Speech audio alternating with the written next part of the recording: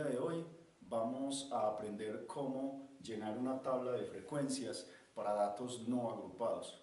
Esta tabla se usa cuando los datos son pocos, porque cuando ya son muchos datos, entonces tenemos que agrupar por intervalos. Más adelante haremos un nuevo video para explicar cómo se hace este tipo de tablas. Entonces, en primer lugar, nos dan unos datos. Recuerde que la estadística se encarga en recoger algunos datos. Tenemos esta información. Estos datos están en desorden.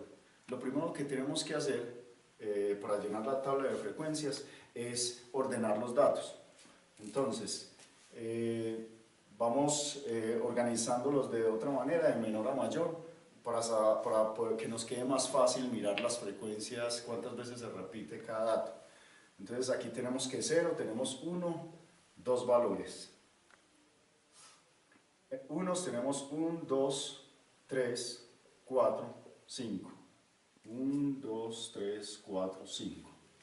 2, tenemos 1, 2, 3, 4, 5. 1, 2, 3, 4, 5. 3, tenemos 1, 2, 3. 1, 2, 3. 4 tenemos 1, 2, 3, 4. 1, 2, 3, 4. Y 5 tenemos 1 y 2. 1 y 2. Entonces aquí ya tenemos nuestros datos ordenados. Primero, ¿qué contiene una tabla de frecuencias? Primero contiene la variable, que la vamos a llamar xi.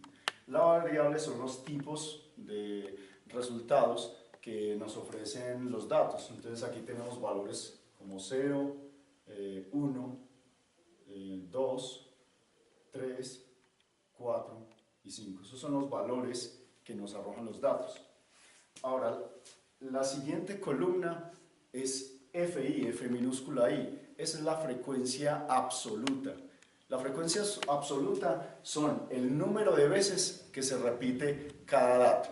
Entonces aquí tenemos, vamos contando, tenemos que ceros, hay dos datos. Unos tenemos 1, 2, 3, 4, 5 valores de 1. 2 tenemos 1, 2, 3, 4, 5. El 3 tenemos 3. 4 tenemos 1, 2, 3, 4. Y 5 tenemos 2. Entonces, esa es la frecuencia absoluta. La frecuencia absoluta que se representa con F minúscula I es el número de veces que se repite cada dato. La columna siguiente se llama la frecuencia acumulada. Se llama frecuencia acumulada porque, como su nombre lo dice, va sumando los valores de la frecuencia absoluta. Es decir, aquí tenemos uno acumulado de 2. Acá ya tenemos uno acumulado de 7. Vamos sumando cada frecuencia. Aquí ya tenemos un acumulado de 12. Aquí tenemos 15.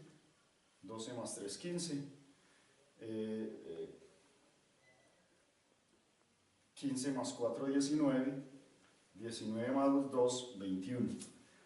Este número de acá es el número de datos, es decir, que tenemos un número de datos de 21. Ahora, la columna siguiente se llama la frecuencia relativa.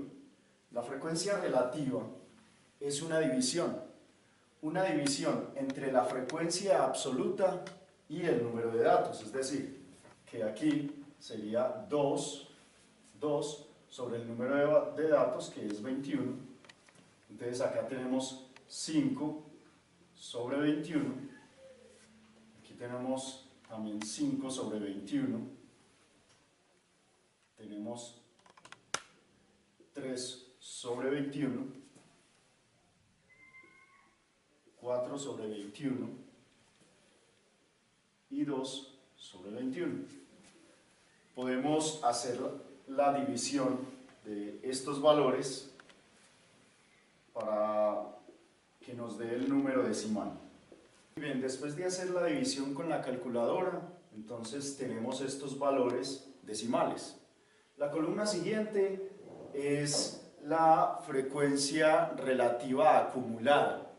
¿Por qué se llama acumulada? Porque también es el acumulado de la suma de estos decimales, o se hace con la frecuencia acumulada, dividiendo esta frecuencia, como en el caso anterior, con el número de datos. Entonces tenemos estas fracciones y los resultados en los decimales.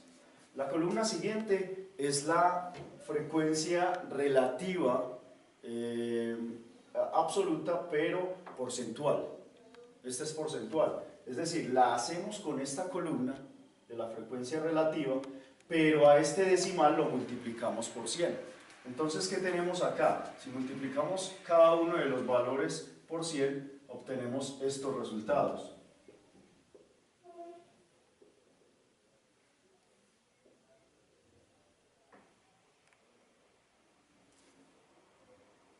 Tenemos estos resultados para la frecuencia relativa porcentual.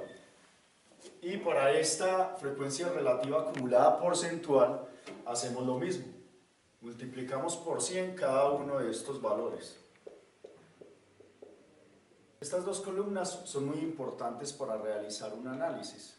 Por ejemplo, si los datos significan el número de hijos por familia en una región donde se hizo la encuesta, en esta columna podemos concluir que un 9% de las familias encuestadas tienen 0 hijos, que un 23% tiene un hijo, de igual manera un 23% tienen 2 hijos y así sucesivamente. Y con esta columna, como esta es la relativa porcentual acumulada, podemos concluir con este 33 que el 33% de las familias encuestadas tienen 0 o un hijo, que el 50% de las familias encuestadas tienen de 0 a 2 hijos y así sucesivamente. También podríamos concluir que el número de hijos en las familias encuestadas no superan a los 5 hijos.